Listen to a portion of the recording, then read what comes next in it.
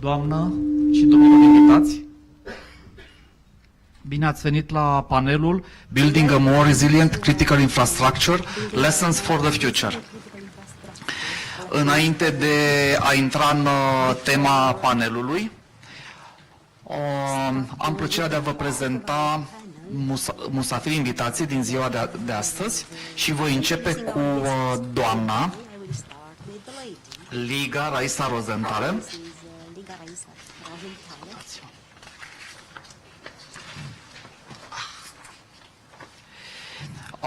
Doamna Rozentāle este Senior Director for Cybersecurity Policy și Defense la Microsoft. Are sediul în Bruxelles, reprezintă Microsoft în relația cu Comisia Europeană, cu Bruxelles. De asemenea, abordează și relația cu NATO, nu doar cu Uniunea Europeană.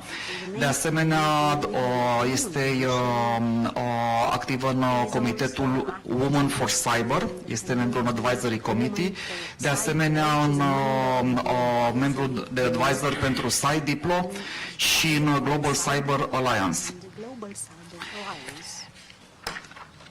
Domnul secretar de stat Raed ARAFAT, cred că nu mai necesită o introducere. De asemenea, domnul general de brigadă Anton, CyberInt, nu mai necesită introducere. Și domnul Daniel Ioniță, Cybersecurity Manager la Cymed Infoworld, Romania. Este un expert în politici și strategii, normal în domeniul Cybersecurity și a lucrat anterior la CERTRO. De asemenea, a fost membru în echipa României pe perioada președinției României la Consiliul European. Și acum, acestea fiind spuse, pentru a intra în panel, simt nevoia să facem o precizare de dicționar. Și anume, încep prin definiția infrastructurii critice. Și veți vedea de ce insist ca să începem cu dicționarul. Conceptul de infrastructură critică, din perspectiva legislației, vine pe filiera europeană, Directiva Europeană de Protecție a Infrastructurilor Critice și acolo infrastructura critică este definită în felul următor. În sensul prezentei directive, infrastructură critică înseamnă un element, un sistem sau o componentă a acestuia aflat pe teritoriul statelor membre care este esențial pentru menținerea funcțiilor societale vitale a sănătății, siguranței, securității, bunăstării sociale sau economice a persoanelor și a căror perturbare sau distrugere ar avea un impact semnificativ în statul respectiv. Tot în acea directivă se mai spune că protecția infrastructurii critice, noi în panel vom vorbi despre reziliență, nu despre protecție, dar e important și conceptul de protecție. Protecția înseamnă asigurarea funcționalității, continuității și integrității infrastructurilor critice. Și aici accentul cade pe asigurarea funcționalității și a continuității. Da? Prin urmare, termenul de reziliență, pe care dacă îl definim ca fiind gradul de pregătire intrinsecă a sistemului de infrastructură critică de a face față unui eveniment disruptiv, adică să își mențină nivelul de funcționare și performanță atunci când este amenințat de factori externi sau interni, punctez următoarea chestiune, următoarea nuanță și rog paneliștii să facă precizarea în momentul în care vorbesc despre reziliență, dar și despre partea de cyber, pentru că inevitabil ne legăm despre cyber, când este vorba de reziliența sistemului ca protecția sistemului, da, așa și respectiv funcționalitatea sistemului. Dau un exemplu concret. În România, modul în care cel puțin protecția infrastructurii critice este pusă în practică, duce foarte mult pe partea de infrastructură critică la protecția fizică a infrastructurii și nu la asigurarea, și se pierde din vedere asigurarea continuității serviciului pe care îl furnizează respectiva infrastructură critică. Da? Și atunci reziliența se referă la refacerea protecției fizice a infrastructurii sau reziliența se referă la asigurarea continuității și la calitatea respectivă a serviciului respectiv. Începem dezbaterea cu domnul secretar de stat ARAFAT. Bună ziua! Asta face parte din reziliența sistemului de backup de comunicații. Bună ziua! În primul rând, la reziliența, eu aș adăuga la definiție, pentru că spunem că este pregătirea sistemului de a face față unor provocări, dar eu cred că trebuie să adăugăm de a face față provocărilor, flexibilitatea de a reveni unde am fost și a învăța că să fie mult mai bine pregătit pentru următoarea provocare. Dacă vrem să luăm reziliența, într-adevăr, că și o modalitate prin care ne pregătim și pentru viitor și învățăm din ce s-a întâmplat. Având în vedere că colegii mei aici sunt axați mai mult pe problema cyber, eu să intru pe un alt aspect și asta este reziliență în sistemele critice. Pentru că, într-adevăr, vorbim de infrastructura critică și multă lume vorbește de reziliență fizică a infrastructurii critice, reziliența fizică a centralei nucleare, reziliența fizică a unor elemente de infrastructură critică din punct de vedere fizic, dar eu aici vreau să mă duc mai departe pe reziliența sistemelor și sistemelor care funcționează și care depinde de ele. Și ați zis înainte, sănătatea, siguranță, funcționarea societății. Și putem să luăm un exemplu, sistemul sanitar. Și să vedem ce s-a întâmplat în ultimii 2 ani pe reziliența sistemului sanitar. Nu numai în România, ne-am observat foarte clar în toată Europa și în toată lumea sistemele sanitare a fi nepregătite și lipsite de reziliență, cu mici excepții. De ce? Pentru că întotdeauna s-au axat pe o gândire de activitate de zi cu zi, nu s-au pregătit pentru o catastrofă cum a fost provocarea pandemiei și impactul care l-a avut cu numărul pacienților grav, impactul pe secțiile de terapie intensivă, with the number of patients in ICU, for example. Nimeni nu s-a No gândit one cât de dependenți had vom fi thought de anumite how zone din lume, dependent we are going to be on certain areas of the world to acquire protective equipment, the necessary medical equipment. We realized that whatever we needed, most often we would turn to the same direction. We found interdependencies which had not been identified before.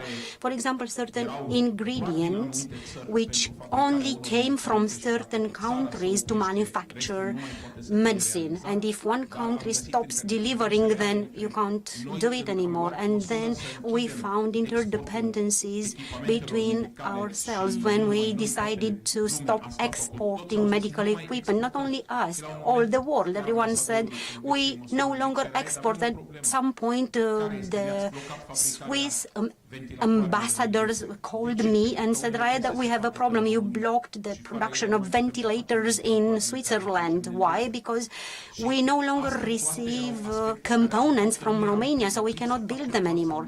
This showed us we could not cope with such a situation. And here I will give you a few examples. You talked about continuity. We faced a major shortage of human resources. The thinking in the system was completely focused on business, on income, on profits, not on disaster. And the resilience is the first enemy of cost efficiency. Because, why? Because when you are undertaking activities, the hospital is operating, and the manager only thinks in terms of revenues. How much revenues do I get? What is the profitability of my hospital? That manager will never spend more than the bare necessary, because otherwise he will not be cost efficient, he will not make profits. But then resilience will suffer. For example, we take an intensive care unit. Today, 25% of the beds, I think, should be prepared for ICU, should function as ICU beds. But one ICU bed is hugely expensive. Even if it is not used, you need human resources which are trained for that, and you need human resource redundancy in the hospital.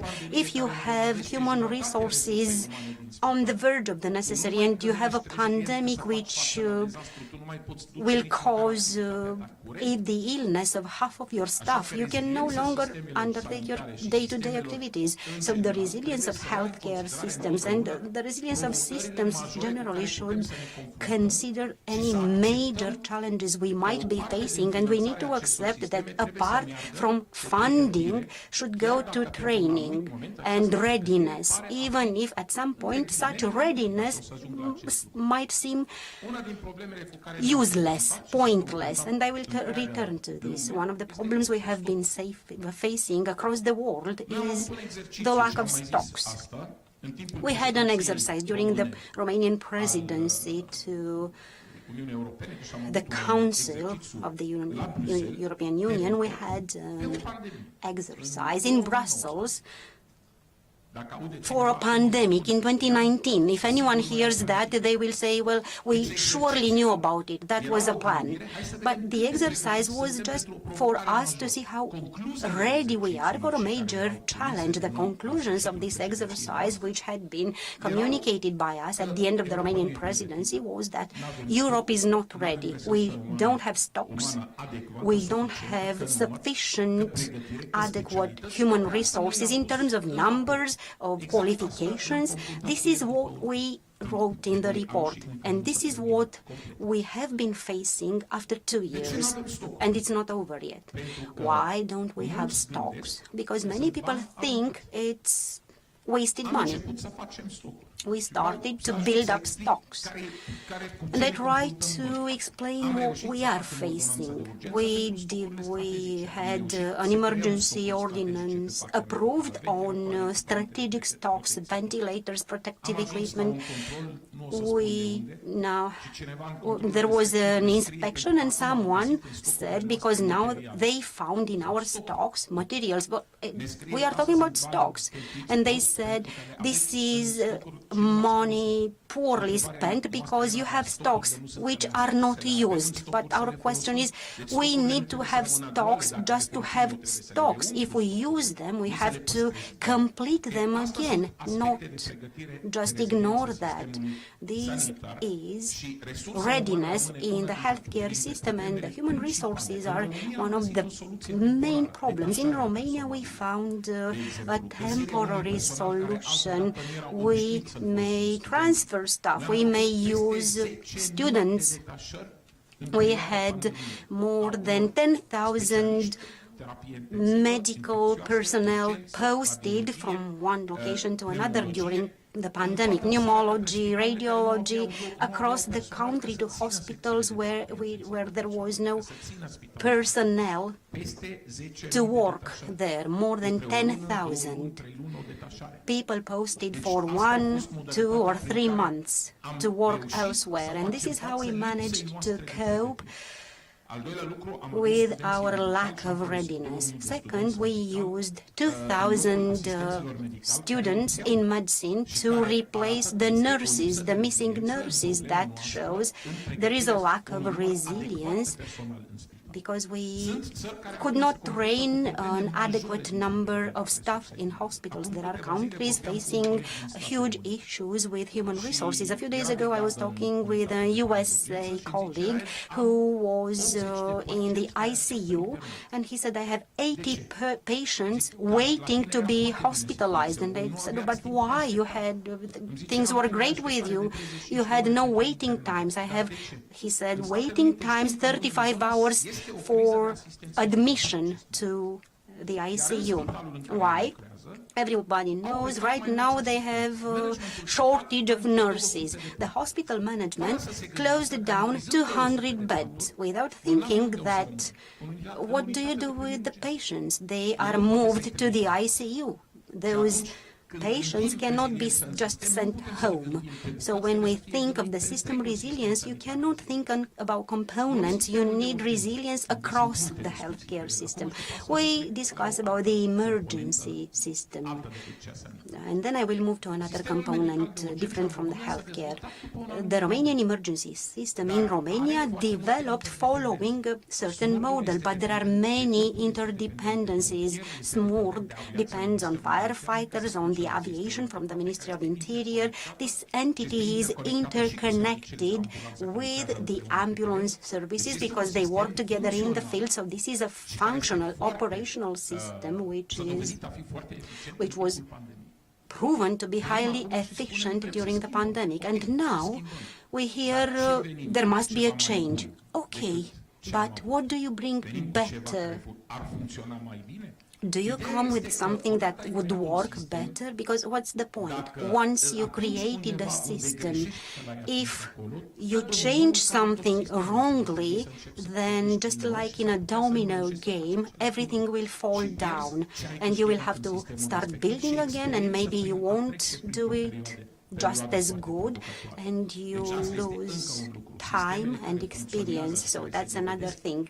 Those systems which are working and which prove they have been working during a disaster, they must be strengthened, and we need to see the lessons learned and learn from those lessons. You don't come to start reforms from scratch.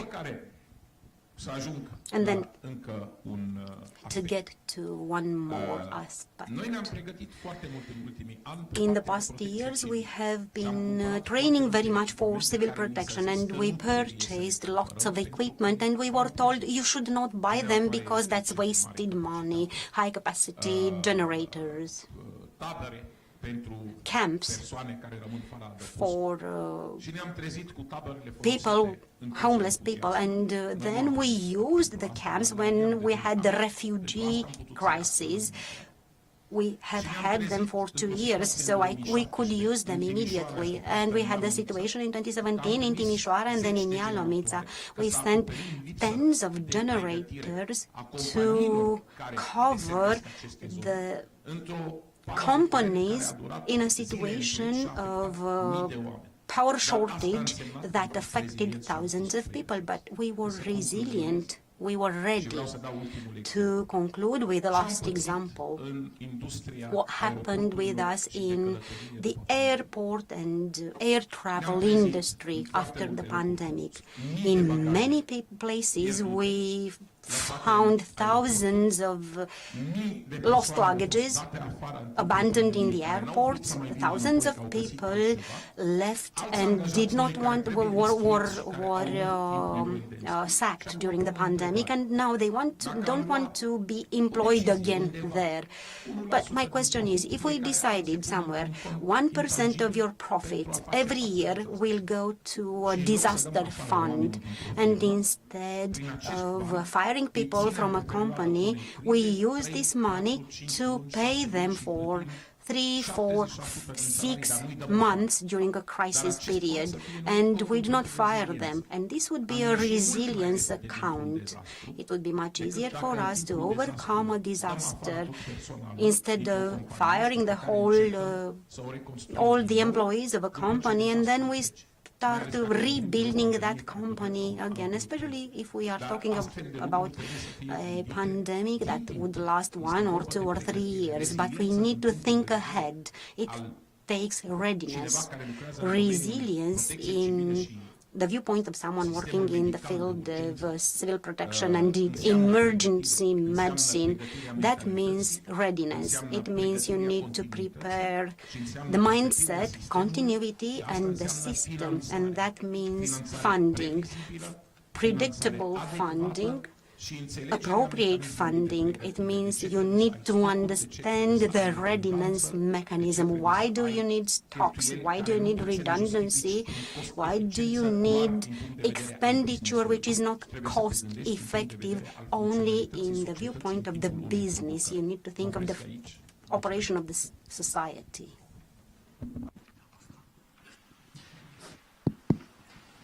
Mulțumim. Thank you. Undoubtedly, the present is already digital. The future is going to be even more digital. Maybe at the level of the individual, we will be more individual, not just at the level of systems, of critical infrastructure. Therefore, both communication per se and cyber protection of critical infrastructure is not just the hot topic, but it will most likely be more critical than the critical infrastructure itself. So we shift to cyber now, and we will start with General Rog. Hello. I'm going to try to meet my time, and I'm using a PowerPoint presentation. Let me take you through a tactical and strategic roller coaster on what is resilience as far as cybersecurity goes.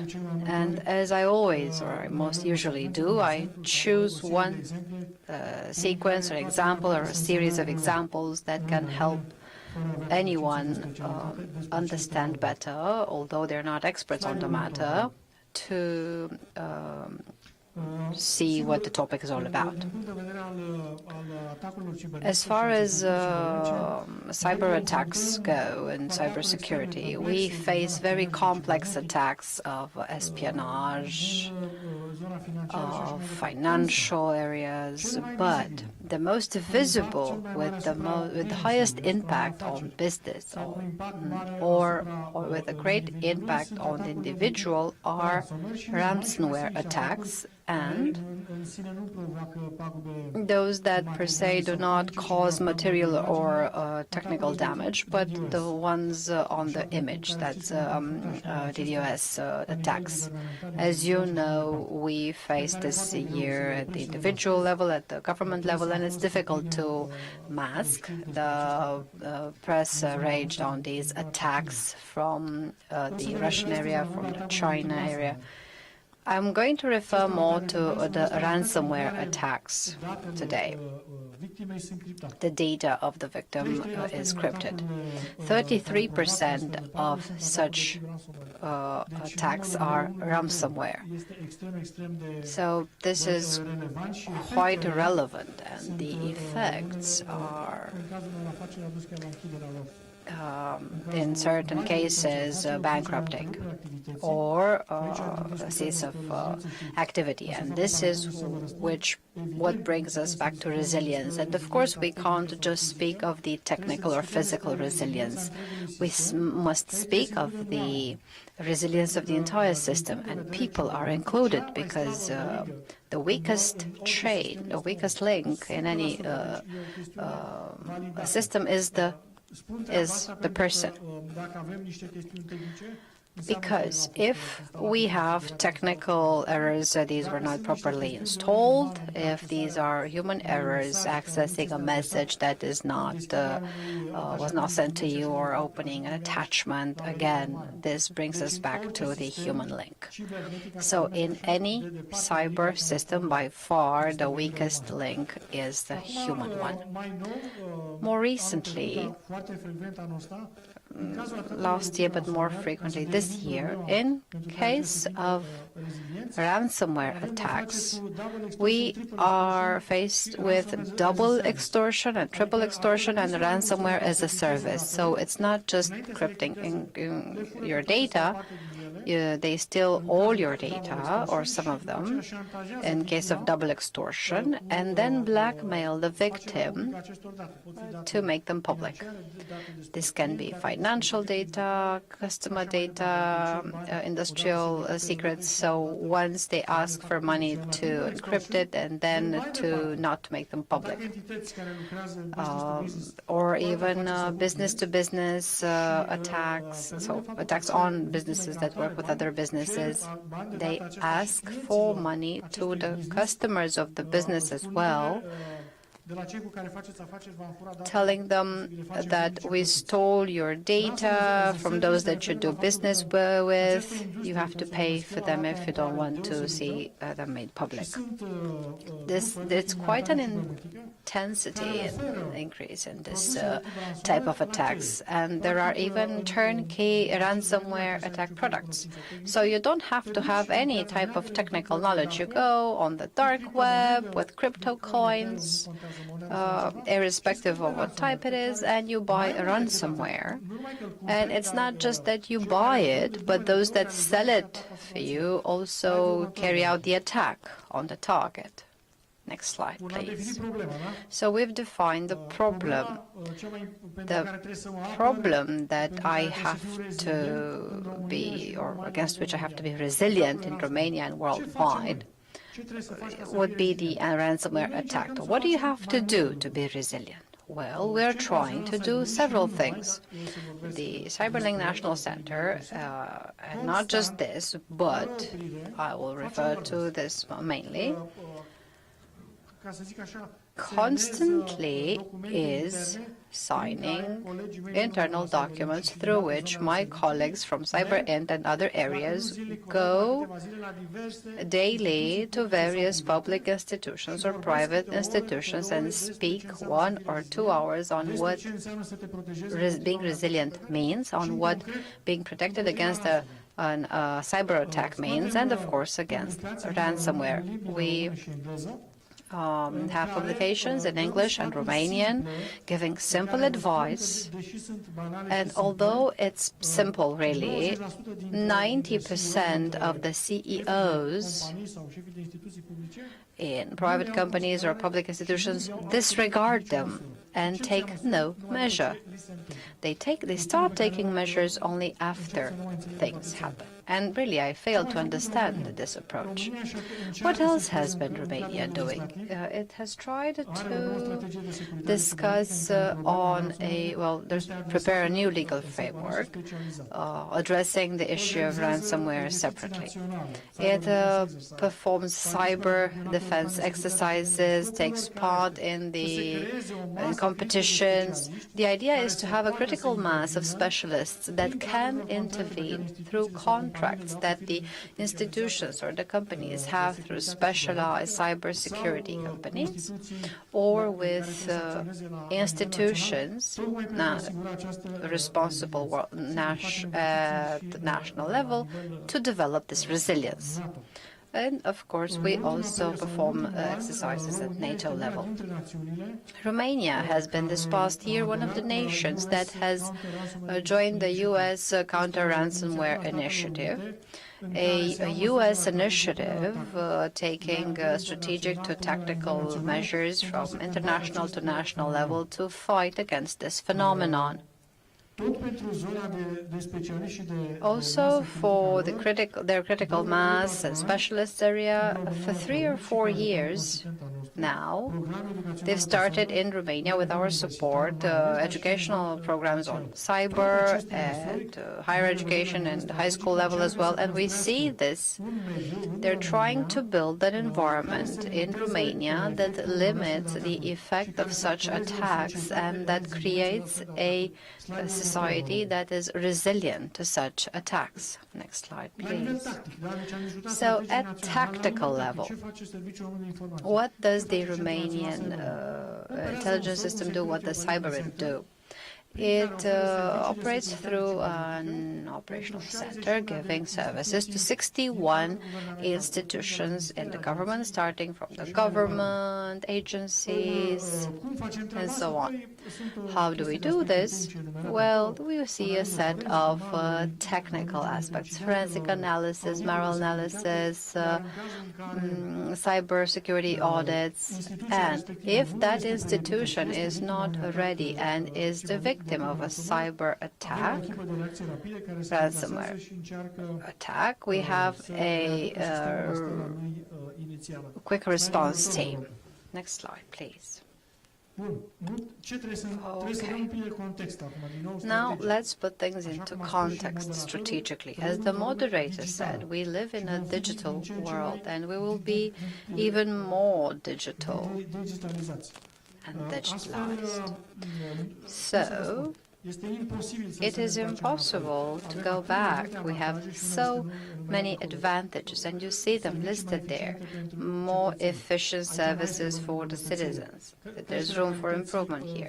An increase, a better life quality, or one click away of any purchase, from car to house to food.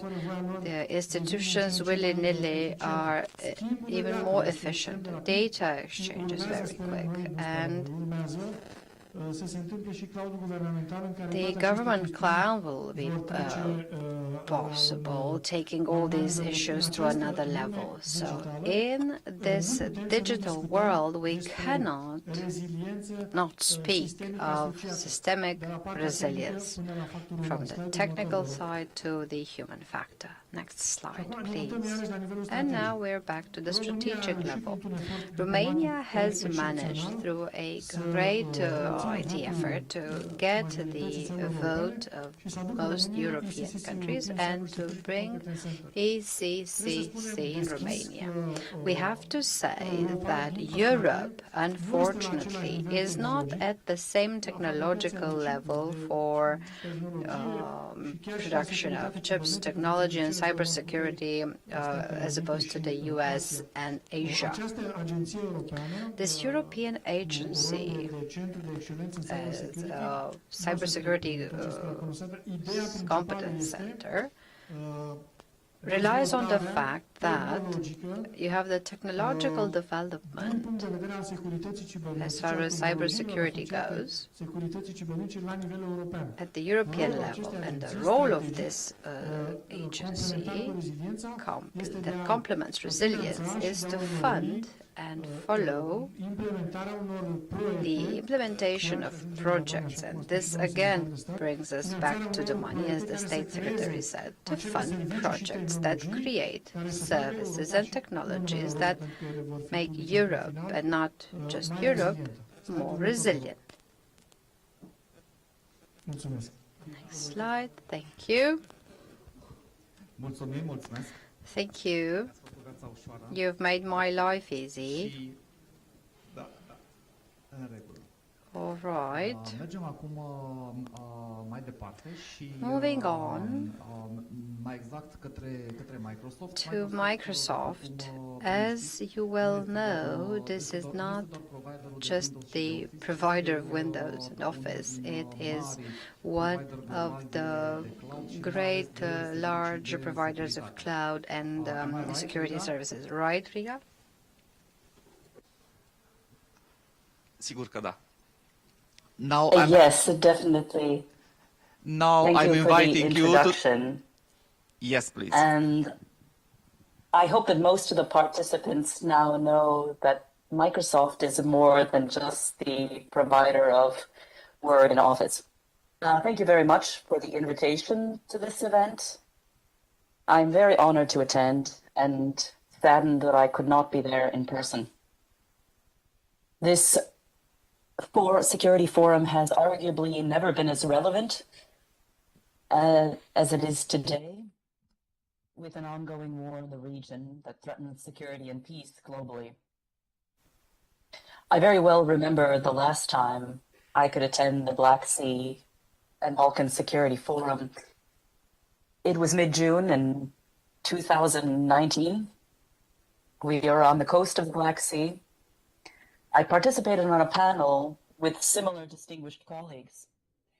And at that time, I argued the case of why Microsoft is involved in such issues as responsible state behavior in cyberspace and the applicability of international law in cyberspace.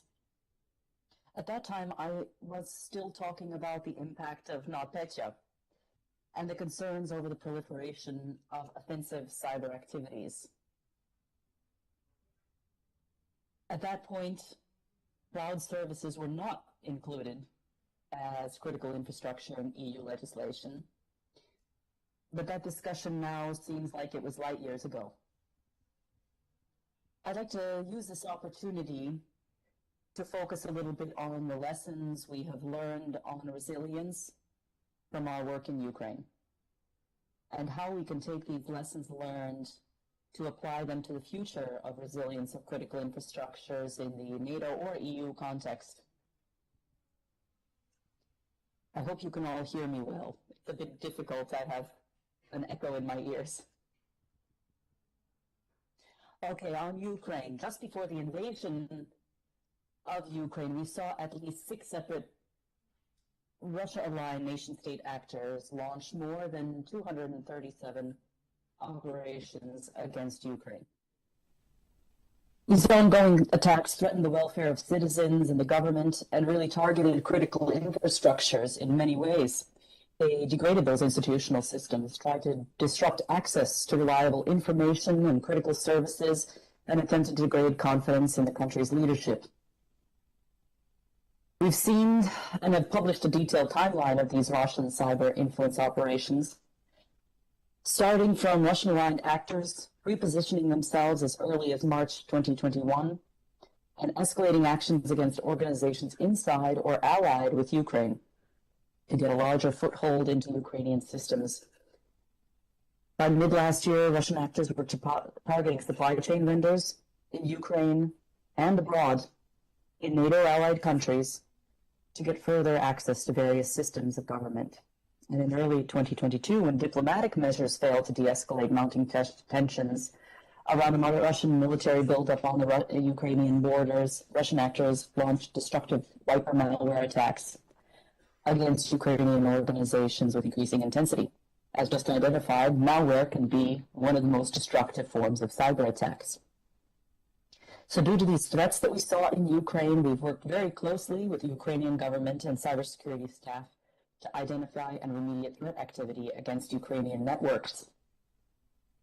To best and most quickly mitigate these attacks, we established secure lines of communication with key officials, and we have a 24/7 open line on transferring information on threat intelligence and to deploy technical countermeasures to defeat observed malware.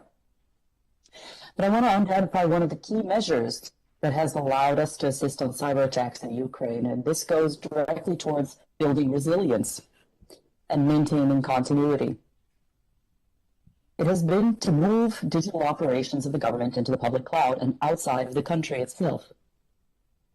Prior to the war, Ukraine had a long-standing data protection law prohibiting government authorities from processing and storing data in public cloud. This meant that everything in the country, in the public sector's digital infrastructure, was run locally in Ukrainian government buildings that were now very vulnerable to missile attacks. Luckily, Ukraine's parliament quickly took action to amend its data protection law and allow government data to move off existing on-premise servers and onto the public cloud. This enabled it to evacuate critical government data outside the country and into data centers across Europe. Many tech companies helped in this effort. Microsoft supported and witnessed the speed required for this transition. And in those first few crucial weeks of war, the Ukraine's Ministry of Digital Transformation and other parts of government worked with the company to transfer to the cloud many of its central government's most important digital operations and data. Operațiunile importante ale At this point, guvernului. Microsoft has committed at no charge a total of approximately $260 million of technology services to support 20 ministries, more than 100 state agencies, and state-owned enterprises, as well as other support for government, businesses, non-profits, humanitarian assistance for refugees. And there's been a great pentru refugiați și s-au depus eforturi mari în in this acest sens. space. We certainly do not stand alone in this effort. Categoric nu am We've fost learned a lot of singuri în lessons. aceste eforturi, am And învățat these lessons we foarte have also multe published lecții, in two separate pe reports care le-am și that are publicat în available două online. rapoarte If you'd like to refer to them, dacă doriți, both in April and in putem June, face to trimiterea try la to ele. summarize the Au fost lessons that publicate în we've aprilie și learned în in iunie pentru a this very rezuma, unfortunate sintetiza lecțiile pe care of cloud le-am use. învățat din această If we want to look at the positive first, we no longer necessarily need to argue that the private sector needs to be involved in building a more resilient critical infrastructure. The defense against a military invasion and resilience of critical infrastructures now requires most countries to have the ability to disperse and distribute digital operations and data assets across borders into other countries. On-premise servers are vulnerable to missile attacks as well as destructive wiper attacks. Second, recent advances in cyber threat intelligence and endpoint protection have helped Ukraine withstand a high percentage of destructive Russian cyber attacks. Defense has been stronger than offense in most cases. Since NotPetya, there have been threat intelligence advances, including the use of artificial intelligence that have made it possible to detect attacks much more effectively. And having that internet connection and having endpoint protection has made it possible to distribute protective software code quickly to both cloud services and other connected computing devices to identify and disable malware. The news is maybe not so good on all of our lessons learned. Third is a coalition of countries have come together to create Ukraine. That's wonderful. Romania is one of those countries, definitely contributing to that effort. But along with that, Russian intelligence activities have stepped up network penetration and espionage activities, as also mentioned before, targeting these allied governments outside of Ukraine. From what we can see, Russia has similarly targeted 128 organizations in over 32 countries outside of Ukraine. Governments are being prioritized for these attacks, especially NATO governments. But humanitarian organizations, IT companies, energy and other critical infrastructure suppliers are also very much at risk. Lastly, one thing that we have painfully observed is that in coordination with these cyber activities, Russian agencies are also conducting global cyber influence operations to support their war efforts. Disinformation is being targeted at the populations of both Russia and Ukraine very systematically, as well as American and European populations as well. So the resilience of critical infrastructures, in whichever definition you choose to look at, whether it's the European one, or also looking at wider critical infrastructures and considering media as part of critical infrastructure of a society, we recognize that a coordinated and comprehensive strategy to strengthen defenses against a full range of cyber-destructive espionage and influence operations are necessary, not only to have strong defensive cybersecurity measures. So a couple of steps that the EU and NATO can take. I'm very happy that the NATO summit communique identifies an unprecedented level of cooperation with the European Union and the further strengthening of the strategic partnership. And I think we are at a critical point where the combination of the abilities of both of these organizations need to be very strongly combined to address resilience of critical infrastructures in peace, war, and every crisis in between, whether it's a pandemic or war or any other future crisis that we're looking at. Resilience of critical infrastructures must be built on identifying goals of resilience and really working with the private sector to achieve reasonable and implementable measures. The EU is working on many digital regulations with the aim of building resilience, and we definitely support that. And it's excellent to address through regulatory measures how resilience can be increased. And also the digital sovereignty of the EU is important. This is part of making the entire transatlantic space more resilient. However, it should not come at the price of reduced cybersecurity and the benefits of cloud security we have witnessed in Ukraine. So I'm pleased to recognize also that Romania is taking steps towards identifying practical measures for cloud use and its security. And I think that the new competence center in Bucharest will also contribute to that effort. So I think that Romania is certainly growing to be a leader in this respect as the transatlantic zone moves on not only in digital innovation, but also in the resilience of its critical infrastructures in new and innovative ways. Thank you for your attention. Happy to take any questions. Līga, thank you very much for your expose, and I already have one big question for you later on. Now, acum mergem mai departe cu prezentările și îl rog pe domnul Daniel Ioniță, fost general, da, sau actual în rezervă. Nu există fost general, există general în rezervă și general în activitate. Asta e altceva. Fost general după ce o să mor, da. Până atunci mai e. Și ca să facem precizările foarte clare, pentru că a trebuit să fie, eram singurul dintre cei care trebuiau să fie prezentați. Am fost și expert al Consiliului Europei, 5 ani de zile, dar n-am avut niciun proiect în România. Pe perioada președinției rotative am fost președintele grupului european de securitate cibernetică și îți vândusem pontul, nu are folosit, îl folosesc eu. Se întâmplă rar ca într-un panel să ai doi președinți de grup european. Līga a fost pe perioada președinției rotative a Latviei și cred că putem să spunem lucrul ăsta că până la următoarea rotativă a României mai sunt 12 ani.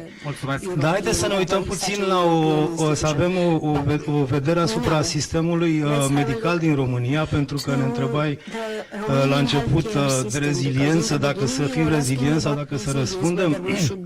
Păi, având în vedere că există expresii de genul, sunt firme care știu că au fost firmele se împart în cei care știu că au fost atacați și cei care au fost atacați. Sau că nu mai e o chestiune dacă vom fi sau nu atacați și când. Atunci trebuie să vorbim de reziliență. Deci suntem în permanență, sistemele informatice sunt în permanență atacate. Fiecare telefon al dumneavoastră din sală este scanat de cel puțin 3-4 ori în timp de 24 de ore pentru good reason sau pentru bad reason. Dar este scanat, este atâta timp cât este conectat la rețea. Și ca să complic și mai mult lucrurile, vorbim deja și de servicii esențiale. Lista, dacă vreți, ca să simplific, lista serviciilor esențiale este mai mare sau egală cu lista infrastructurilor critice. Dacă pentru mai mare suntem out of topics, pentru egal putem să vorbim de protecția sistemelor informatice care furnizează servicii esențiale în egală măsură ca și despre sistemele informatice ale infrastructurilor critice. Și profit, următorul slide, vă rog. Și profit de ocazie, anul trecut discutam, îi spuneam domnului ministru, cred că e al 3-lea an în care ne întâlnim în panelul de Cybersecurity și îi sunt foarte onorat de acest lucru, ca de altfel și să fiu alături de ceilalți paneliști, că putem vedea ce observasem înainte de pandemie. What we had noticed before the pandemic, during the pandemic, and hopefully we are at least approaching the end of the pandemic. We see a healthcare system, which again, so it's the healthcare system, essential services provision, critical infrastructure. We see the IT system, even if we no longer need to access information remotely because physical access is banned in hospitals. The equipment installed fast forward before the pandemic in order to meet or to provide efficient healthcare services now are unfortunately not managed because there is no one to manage them. The new personnel, which is digitally integrated, the minister mentioned the 10,000 people posted. The IT specialist, when he had a new doctor in the hospital, he had to create a new user. If that person left or not, I don't know, but everything was done in the rush. And after that process was ended, I don't know whether anyone had time to manage the issue. I'm not saying, well, I do know, but I don't want to say more because my contract does not allow me. The user behavior has changed. You can no longer tell a patient they cannot see their test results remotely if they could do that during the pandemic. So, from this viewpoint, the systems should be up and running further, just like during the pandemic, and then we have a larger attack area, and we have permanent cyber attacks. Obviously, to identify this, as a company providing security services, we had to collect logs. Very briefly, if in 2021 we started from some 10,000 traffic logs, this year, first 7 months, so this year, we reached from 200,000 to 541 million logs. The traffic volume has increased fantastically. Of course, our collection capacity has increased a lot, but the volume of traffic volume increases. If it keeps increasing, I think everybody will be happy with the digitalization. This is the big picture in the healthcare system. To understand better, I wouldn't call them lessons learned because we have not implemented yet. I would only call them past lessons if we want to speak of future lessons. Everything has increased. Traffic, the number of alerts, and you see in blue the number of alerts, and in red, after aggregation, the number of investigations. For experts, it is clear that after duplication and aggregation of sources, the tickets are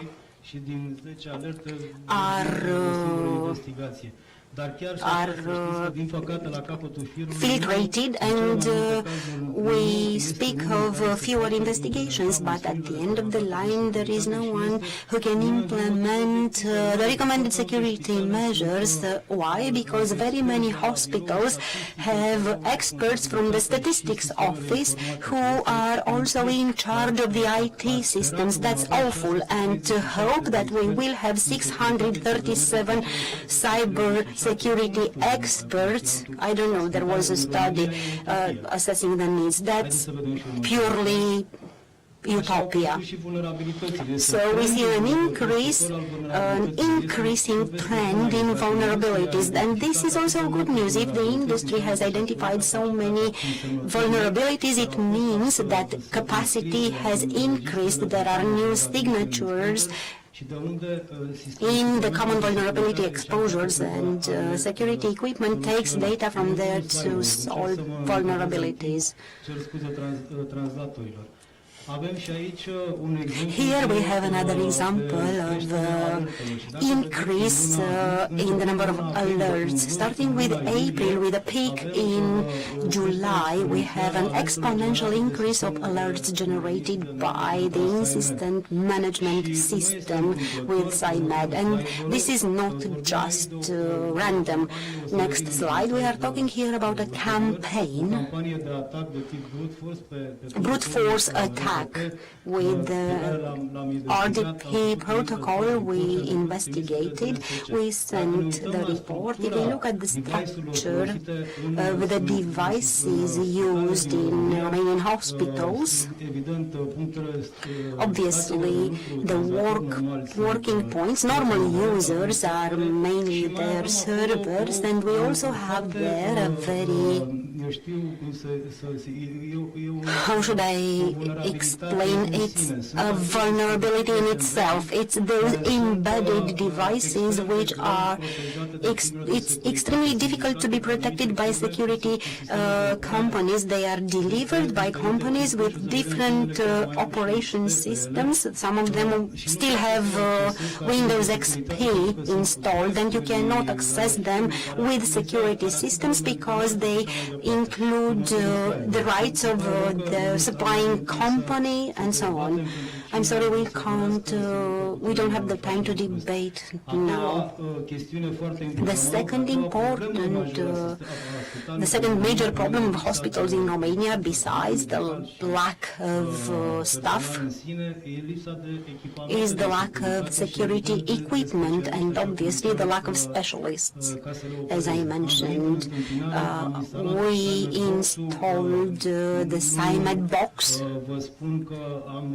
I have to tell you that we managed to collect better than with some older equipment already existing there. Maybe we will have the chance to develop such a product, a Romanian product. Why not? Because the Cymed team is fully Romanian, using a project financed by the National Recovery and Resilience Plan. Otherwise, there are solutions, but they are so expensive that I think if the minister heard what the necessary funds are only for cybersecurity, maybe he would think this is the ICU budget. We need to come up with resilience improvement proposals. I will give you an example: the development of cooperation programs between private companies and public authorities. There is a lot of talk about it. I know about projects and cooperation programs implemented by big companies. I cannot give you such examples. I can tell you what we were able to do, a small company, and as I was saying, we had the brute force campaign for the RDP protocol in July 2002. There were brute force attempts, 32 million. As you can see, 182 had not been reported, or they had not been reported in reference to a linked attack.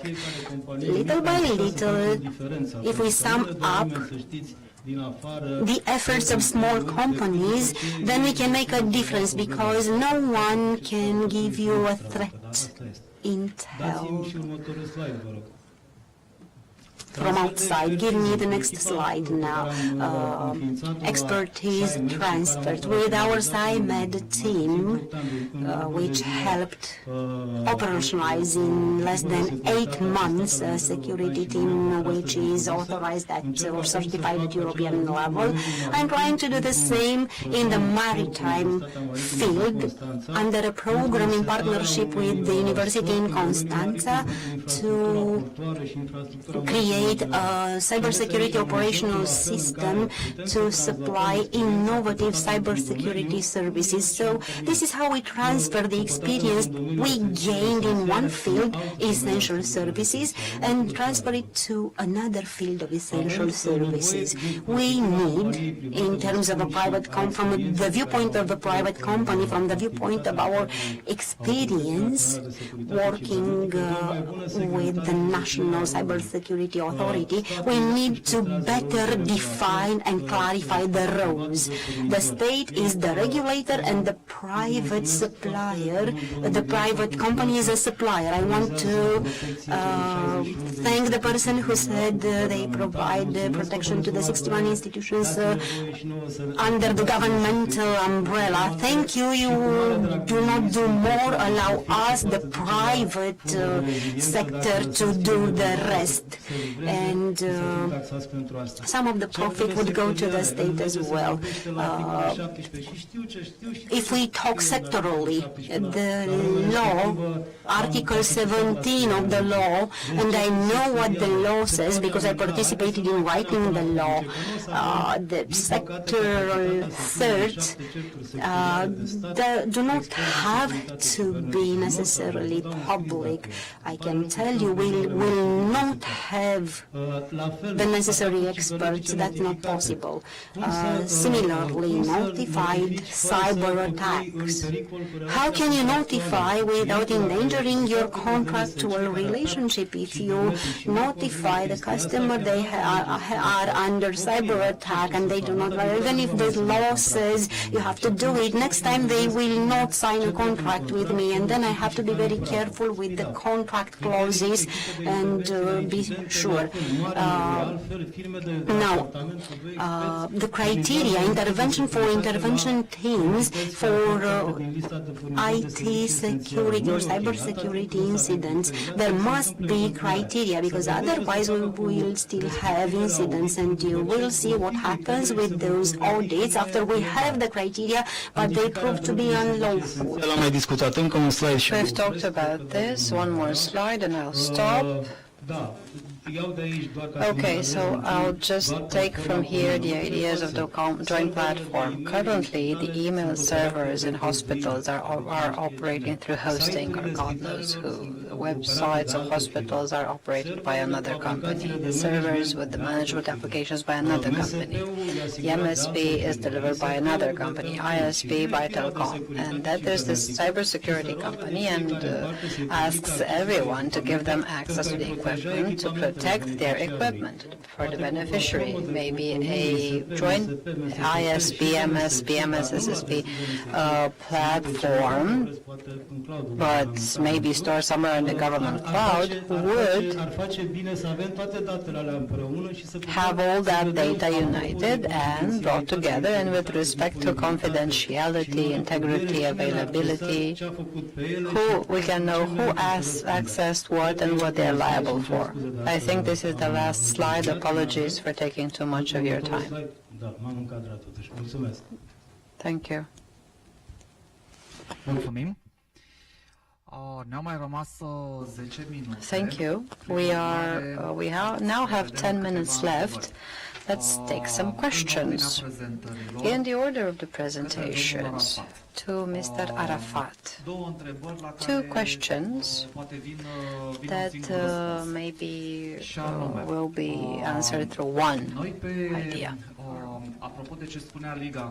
With respect to what Līga said, that the definition of critical infrastructure, US versus EU. In the EU, there are two critical infrastructure fields, energy and transport. But in Romania, we have far more, 12 clear fields. The fifth of the list is health. And for subdomain, it's one of the few domains with subdomains. 5.2 or 5.3, the law says medicine and medical device. Well, we would expect, reading the law, that based on the protection of critical infrastructure, you should have stocks of medicine, stocks of equipment. At the beginning of the pandemic, the president of the country has stated, when declaring a state of emergency, that stocks were zero. This issue of a zero stock was also in a Court of Account report of 2018, saying that in the national reserves, the national stock, it was only one type of medication, and that had expired in 2015. So nothing changed until 2020. How do you explain the situation? And for critical infrastructure, could we do something? That's the first question. The second question, from the perspective of leadership of organizations that handle critical infrastructure. In October 2019, WHO launched a Global Health Security Index for the first time, and depending on the ranking, it says the criteria, the best, the well-prepared countries were US 83, UK 77.9. Romania was ranking 60 with 45 points. What is interesting is that 6 months after COVID, the mortality rate to the million inhabitants in the top 10 had the two countries, UK and US. So you have this great infrastructure, but nevertheless, the death rate is very high. In Romania is far better in its position. How do you comment on leadership? And secondly, the medicine stocks, what happened?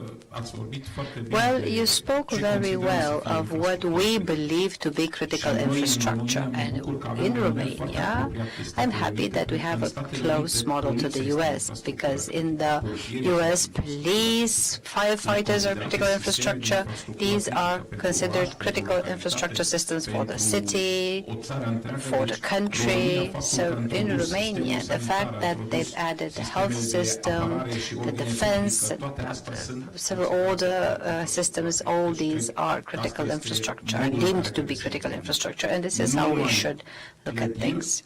Not just buildings, but also staff and functioning, and as I said, funding, predictability, and so on. On the stock side, I think this is an issue that is not just in Romania. This was a general problem. Stocks is blocking some money somewhere. If we were to compare ourselves to Finland, that is a very well-known country on stocks, and we've had shared experience with them. Let me tell you what they do with food. They stock with private operators. They force that certain stocks be there, and then they pay the national interest on what is stored there. Companies use what is stored and take out what is about to expire and renew the stocks, and the state checks them. This is some of their stocks. This means to be ready. And for us, I can tell you that with the Ministry of Health, when I was there, I started a program, storage stocks on emergency, and only one amount was spent. And every year we would spend €1 million. I didn't manage to spend the first €1 million, and then in the next years this was eliminated from the budget. This is the approach, this is mentality, and this is what we have to change. We want to be ready, well, we have to spend money on readiness. We want to be ready, we have to eliminate those that say, look, you've blocked the money, that's the damage to the state. And this is not the manage, this is not loss, this is an investment, although in the end we might not use it. The same thing is now are seen in the rescEU. This is exactly what they are focusing on, and this was debated already in 2019, but the pandemic hit first. We have European stocks on the Romanian territory, and we will now have a large sheltering stock for the EU. But this means to be ready. Now, on the death rate and why the mortality was so high in certain countries, I think it's very difficult to compare this simply put. This depends on ages, this depends on the demographics, this depends on a lot of issues if we want to compare death rates. We can't just take death rate was X, so they were better, they were less performant, because we don't know how these were reported. But linking COVID and the death rate, how was this reported? So I will refrain from saying that this one country was well off or not, or well prepared or less prepared. I would rather say that in certain systems you could work at a national level, centralized level, and in few systems we managed to do this. And in many European systems, and this we've heard from many colleagues, when each hospital was full-fledged, each entity wanted and could do whatever it could, and you couldn't impose certain regulations, that is where problems happen, with transferring patients, with receiving patients, with correlating them between the hospitals within the same country. So we've transferred patients from one side to the other of the country. We've flown them there, we've post-seconded staff, we've secured continuity. Not all countries could do this. Why? Because the legislation did not foresee this, and because mechanisms function differently. And I think that the shared experience between us and other countries make us learn from each other. Everybody, what they believe they did well and what their weaknesses think they was, and what needs improvement. And maybe we can find solutions with others. Thank you. I also jotted down another question for General Rog. Two questions, actually. What are the main threats of the next decades? Not of tomorrow, but of the next decade. That's the first question. And the second question, if in the current legal framework on protecting critical infrastructure, is this a solution to increase the level of cyber protection, at least at the level of critical infrastructure, so beyond those 60? So if that legal framework gives you some sort of support. The answer to the first question is this.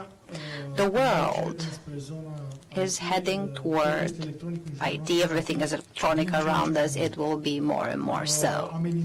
Threats, most relevant threats on the next decade at the state level would be cyber espionage.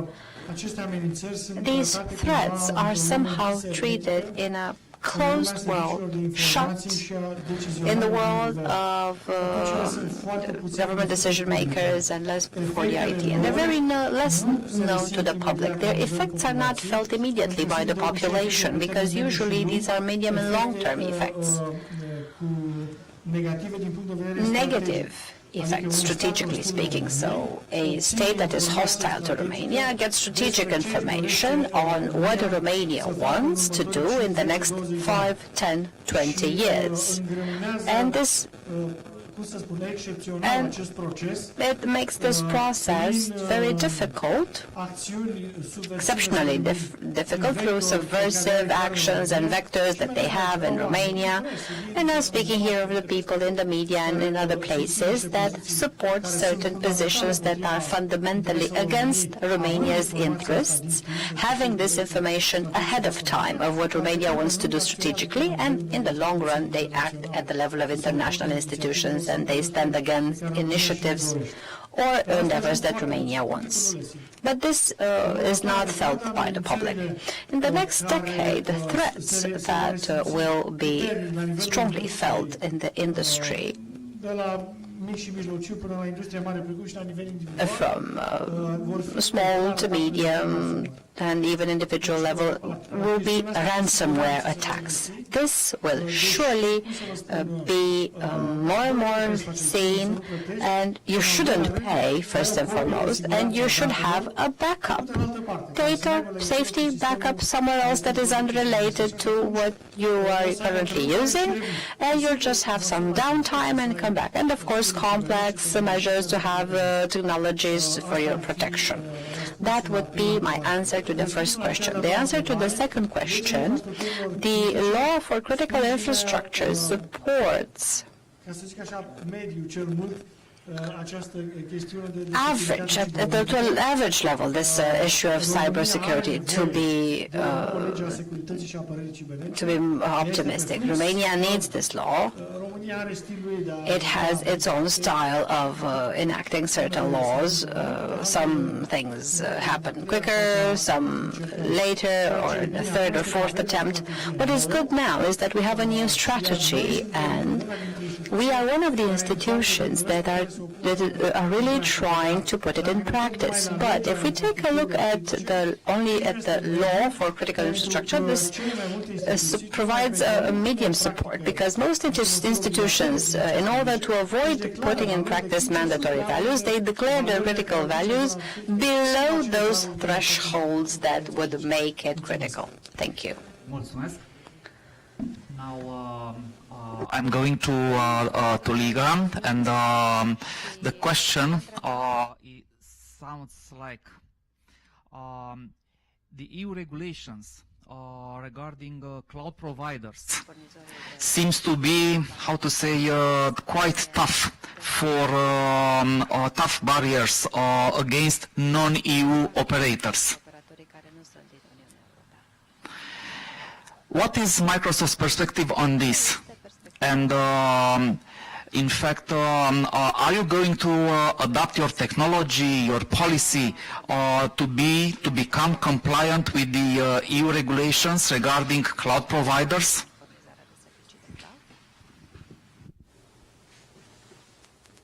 I think there's a simple answer to your last part of the question. Este un răspuns simplu la ultima întrebare. Se pare că întotdeauna trebuie să respectăm regulamente peste tot în lume, dar cred că ați adresat o întrebare și mai importantă a furnizorilor de servicii UE, non-UE. Și este o întrebare complexă și cred că guvernele pot. And the question that I would often ask governments is there an equal solution for every government across the EU? And I also think that in the case that I described on Ukraine, there's also different circumstances where different options, there needs to be elasticity towards decision making that needs to be built as arise. We very much recognize that the EU wants to have restrictions where data goes. And so we've developed the EU data boundary commitment that gives our customers the choice where their data goes. There are concerns that data will fall under US legislation in cases. I think that's a discussion that needs to be held in the transatlantic space to understand under what conditions that data can realistically fall under US legislation.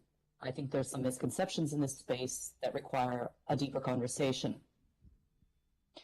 However, each government should establish where their risk lies. It is an issue of risk management and cybersecurity, of what kind of information you would like to have about the threats on your systems. We've seen that threats on on-premise services cannot be identified by a global provider like Microsoft, as we can do in cloud. So do you want your information to be analyzed at a global level for the fastest and most effective mitigation possibilities? Or do you want to leave it to your own localized staff, which is also an option? So I think this is a discussion on what is best for each government.